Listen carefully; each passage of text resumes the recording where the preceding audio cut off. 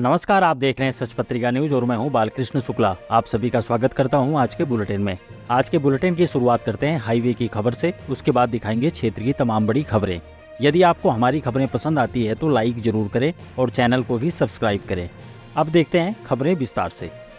सालों से विवादों में रहने के साथ ही चुनावी सीजनों में मुद्दा बनता आया जयपुर दिल्ली नेशनल हाईवे अपनी दुर्दशा पर आंसू बहा रहा है। केंद्र सरकार भले ही देश भर में सड़कों का जाल बिछा दिया हो, अनेकों एक्सप्रेसवे दे दिए हों, लेकिन राजस्थान ही नहीं बल्कि कई प्रदेशों के वाहन चालकों के लिए सिरदर्द बन चुके इस हाईवे की दशा सुधारने में केंद्र सरकार नाकाम रही है। जयपुर से गुड़गांव तक जगह जगह घंटों ट्रैफिक जाम की समस्या ने दिल्ली को दूर कर दिया है। कोटपुतली में पिछले 4 दिनों से बने जाम के हालात वाहन चालकों को रुलाने में कोई कसर नहीं छोड़ रहे हैं। शनिवार को चौथे दिन उस समय स्थिति बिगड़ गई जब कलेक्टर के निर्देश पर आनन फानन में डाली गई निर्माण सामग्री में एक ट्रेलर धंस गया और करीब 1.5 घंटे तक जयपुर दिल्ली लेन पर वाहनों के पहिए पूरी तरह से जाम हो गए। आपको बता दें कि हाईवे पर कुछ अन्य स्थानों की तरह कोटपुतली के पुतली मोड़ पर भी फ्लाईओवर का निर्माण कार्य चल रहा है। निर्माण कंपनी ने बिना किसी तैयारी के काम शुरू कर दिया। वाहनों के आवागमन के लिए सर्विस लेन का निर्माण नहीं किया, जिससे कुछ दिनों में ही सर्विस लेन पूरी तरह से क्षतिग्रस्त हो गई। अब पिछले 4 दिनों से हुई बारिश के चलते पहले से ही गड्ढों में तब्दील जयपुर दिल्ली हाईवे की सर्विस लेन पूरी तरह से जर्जर हो गई है। गड्ढों में पानी भर जाने से लगातार जाम की स्थिति बनी हुई है। हालात बिगड़ते गए और मीडिया की सुर्खियां बनने लगी तो शुक्रवार को खुद जिला कलेक्टर कल्पना अग्रवाल और एसपी वंदिता राणा अधीनस्थ अधिकारियों के साथ मौके पर पहुंची और एनएचआई से मौके पर ही निर्माण सामग्री मंगवाकर गड्ढों में डलवाया। एनएचआई ने भी आनन फानन में पहले की तरह ही डामरीकृत रोड़ी सर्विस लेन पर डालकर खानापूर्ति कर ली, लेकिन कुछ घंटे बाद ही इसका कचूमर निकल गया। मार्ग पर वाहन धंसने लगे और जाम की दूरी बढ़ती गई। शनिवार को स्थिति उस समय बिगड़ गई जब मार्बल से भरा एक ट्रेलर सर्विस लेन पर ही धंस गया। यह देख सभी के हाथ पांव फूल गए। मौके पर पुलिस बल पहुंच गया और एनएचआई व निर्माण कंपनी के अधिकारी भी आ गए, लेकिन काफी प्रयासों के बाद भी ट्रेलर को बाहर नहीं निकलवा सके। आखिरकार करीब 1.5 घंटे बाद 2 बड़ी मशीनों की मदद से ट्रेलर को बाहर निकलवाया गया, लेकिन तब तक जाम की दूरी करीब 15 किलोमीटर तक पहुंच गई थी। इस दौरान शनिवार को कलेक्टर के निर्देश पर डाला गया मलबा मशीन की मदद से वापस बाहर निकलवा दिया गया। इसके बाद ट्रैफिक का संचालन तो शुरू करा दिया गया, लेकिन जाम के हालातों में कोई खास सुधार नहीं हुआ। करीब 3 से 5 घंटे तक जाम में फंसे वाहन चालकों समेत बसों और कारों में सवार यात्रियों का बुरा हाल रहा। दूसरी ओर दिल्ली जयपुर लेन पर भी हालत बिगड़ी हुई है। इस लेन पर मजबूरी बस रॉन्ग साइड में आ रहे वाहन जाम बढ़ाने में मददगार साबित हो रहे हैं। मजे की बात तो यह है कि इस हाईवे पर हजारों वाहन फंसे रहते हैं। एनएचआई रोजाना लाखों रुपए का टोल वसूल रहा है, उसके बावजूद इसकी दशा सुधारने में केंद्र सरकार नाकाम है। अगली खबर तिरंगा रैली की। आजादी के अमृत महोत्सव के चलते जिला एवं पुलिस प्रशासन की ओर से शनिवार को सुबह कोटपुतली में तिरंगा वाहन रैली निकाली गई, लेकिन रैली के दौरान एलवीएस खेल ग्राउंड में एक बड़ा हादसा होते होते टल गया।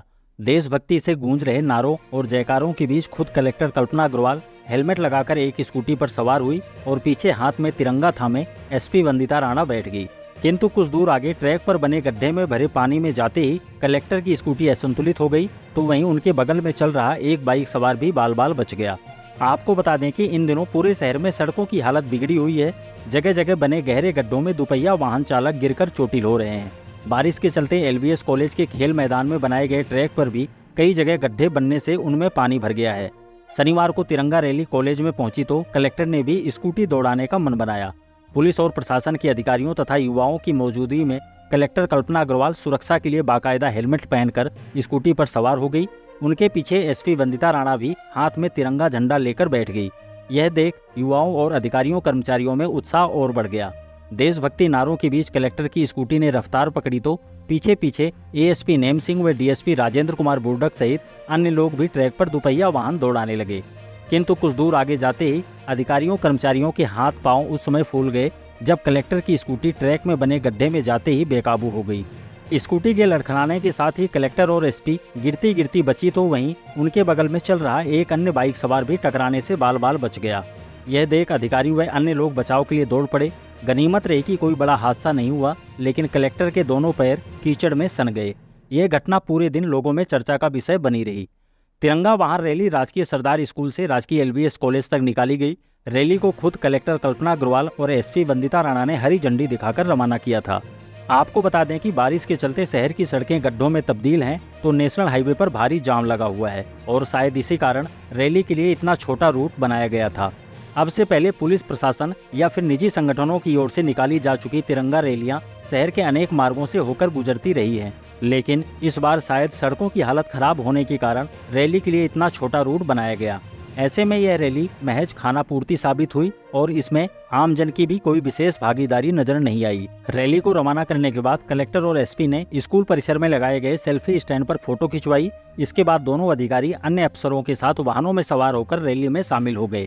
डीजे के साथ निकली रैली का रास्ते में जगह जगह पुष्प वर्षा कर स्वागत किया गया। रैली में शामिल लोग तिरंगा लेकर नारे और जयकारे लगाते हुए चल रहे थे। यातायात व्यवस्था बनाए रखने के लिए जगह जगह पुलिसकर्मी तैनात किए गए थे। रैली में ASP Nem Singh, SDM Brajesh Kumar Chaudhary, DSP Rajendra Kumar Burdak, थानाधिकारी राजेश कुमार शर्मा सहित समूचा पुलिस व प्रशासन का अमला शामिल था। पीआरओ नितिन कुमार टाक ने बताया कि इसी तरह जिले के सभी उपखंडों से लेकर ग्राम पंचायत स्तर तक रैली का आयोजन किया गया। अगली खबर सड़क दुर्घटनाओं की। जयपुर दिल्ली नेशनल हाईवे पर चल रहे जाम के बीच शनिवार को सुबह 2 दर्दनाक हादसे हुए। एक दुर्घटना में ट्रेलर ने महिला को कुचल दिया तो दूसरे हादसे में कैंटर व ट्रक के बीच हुई भिड़ंत में कैंटर का चालक बुरी तरह से जख्मी हो गया। दोनों हादसों के चलते हाईवे पर पहले से ही चल रहे जाम की दूरी और बढ़ गई। जानकारी के मुताबिक शहर के गोपालपुरा रोड स्थित कमला नगर निवासी नेत्रपाल चौधरी शनिवार को सुबह अपनी पत्नी संगीता के साथ जयपुर जाने के लिए घर से निकला। बताया जाता है कि वह जयपुर अस्पताल में दिखाने जा रहा था। पुलिस के मुताबिक दीवान होटल के सामने महिला अपने पति के साथ साइड में खड़ी थी। इसी दौरान अचानक आए एक ट्रेलर ने महिला को टक्कर मार दी, जिससे वह गिरकर ट्रेलर के टायरों के नीचे कुचल गई। हादसे के बाद मौके पर ही कोहराम मच गया। आसपास मौजूद लोग तुरंत बचाव के लिए दौड़ पड़े, लेकिन तब तक महिला की मौत हो चुकी थी। सूचना पर डीएसपी राजेंद्र कुमार बुर्डक व थानाधिकारी राजेश शर्मा दल बल के साथ मौके पर पहुंचे। घटना के बाद चालक फरार हो गया। पुलिस ने मृतका के शव को अस्पताल की मोर्चरी में रखवाकर ट्रेलर को जब्त कर लिया है। पोस्टमार्टम कराए जाने के बाद पुलिस ने 100 परिजनों के सुपुर्द कर दिया है। इधर दूसरा हादसा इसके कुछ दूर आगे ही हुआ। यहाँ आगे चल रहे एक ट्रक ने अचानक ब्रेक लगा दिया, जिससे पीछे चल रहा कैंटर ट्रक में घुस गया। हादसे के बाद कैंटर का अगला हिस्सा पूरी तरह से क्षतिग्रस्त हो गया और उसका चालक राजू पुत्र कैलाश निवासी गुड़गांवा गंभीर रूप से जख्मी होकर केबिन में ही फंस गया। लोगों ने कड़ी मशक्कत के बाद चालक को बाहर निकालकर एम्बुलेंस की मदद से अस्पताल पहुंचाया, जहां चिकित्सकों ने प्राथमिक उपचार के बाद उसे जयपुर रेफर कर दिया। दोनों हादसों के कारण हाईवे पर लंबा जाम लग गया था। अब विधायक की जनसुनवाई। विधायक हंसराज पटेल ने शनिवार को यहां डाक बंगले में साप्ताहिक जनसुनवाई की। इस दौरान उन्होंने आमजन की समस्याएं सुनी और शिकायतों का मौके पर ही निस्तारण के लिए संबंधित अधिकारियों को निर्देशित किया। उन्होंने नगर परिषद प्रशासन को शहर में व्याप्त जल भराव की समस्या जल्द से जल्द निपटाने के निर्देश दिए और पुलिस तथा प्रशासन को जाम की समस्या का त्वरित समाधान करने की बात भी कही। पटेल ने नगर परिषद प्रशासन को शहर की क्षतिग्रस्त सड़कों को स्वतंत्रता दिवस से पहले दुरुस्त करने के निर्देश भी दिए। इस मौके पर विधायक प्रतिनिधि पंकज पटेल, भाजपा नेता जयराम सिंह गुर्जर, रघुवीर गोयल, पूर्व सरपंच कृष्ण आर्य, भाजपा मंडल अध्यक्ष रमेश रावत, कमल कसाना, सरपंच शीशराम गुर्जर व शेर सिंह यादव समेत अनेक लोग मौजूद रहे। अब कलश यात्रा की खबर। कोटपुतली के आदर्श नगर स्थित भैरू जी मंदिर के वार्षिक उत्सव पर शनिवार को कलश यात्रा व भंडारे का आयोजन किया गया। पूर्व चेयरमैन महेंद्र कुमार सैनी ने बताया कि मंदिर के पुजारी राम सिंह भगत के सौजन्य से आयोजित कार्यक्रम के दौरान सुबह विधिवत पूजन के बाद कलश यात्रा निकाली गई, जो शहर के प्रमुख मार्गों से होती हुई वापस मंदिर परिसर पहुंची। यात्रा में शामिल सैकड़ों महिलाओं का जगह जगह पुष्प वर्षा कर स्वागत किया गया। यात्रा में भैरू जी की आकर्षक झांकी भी शामिल रही। इसके बाद विधिवत रूप से भोग लगाए जाने के बाद भंडारे का आयोजन हुआ, जिसमें सैकड़ों श्रद्धालुओं ने प्रसादी ग्रहण की। कार्यक्रम में समाज सेवी ख्यालीराम सैनी, पार्षद सुषमा सैनी, मनोज सैनी, राजकुमार, दिनेश सैनी, राजू पायला समेत बड़ी संख्या में श्रद्धालु मौजूद रहे। अगली खबर राजकीय एलवीएस पीजी कॉलेज से।